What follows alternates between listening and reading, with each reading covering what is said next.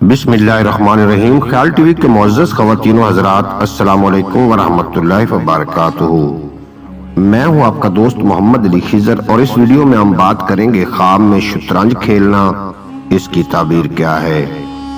حضرت ابن سیرین رحمۃ اللہ علیہ نے فرمایا ہے کہ خواب میں شطرنج کھیلنا بہتان اور جھوٹی بات ہے، اور اگر کوئی خواب میں دیکھے کہ اس نے شطرنج کھیلنے میں مخالف کو مغلوب کیا ہے تو دلیل ہے کہ کسی پر جھوٹ سے غلبہ کرے گا اور اس کو تہمت لگائے گا۔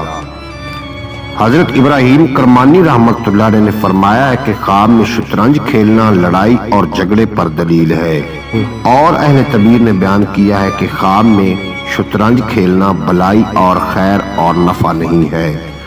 امید ہے کہ آپ کو آج کی یہ مختصر ویڈیو پسند آئے گی۔ اگر ویڈیو پسند آئی ہو تو چینل کو سبسکرائب فرما کے بیل نوٹیفیکیشن کو پریس کرنا، تاکہ مستقبل میں اپلوڈ ہونے والی تمام ویڈیو بر وقت آپ تک پہنچتی رہیں۔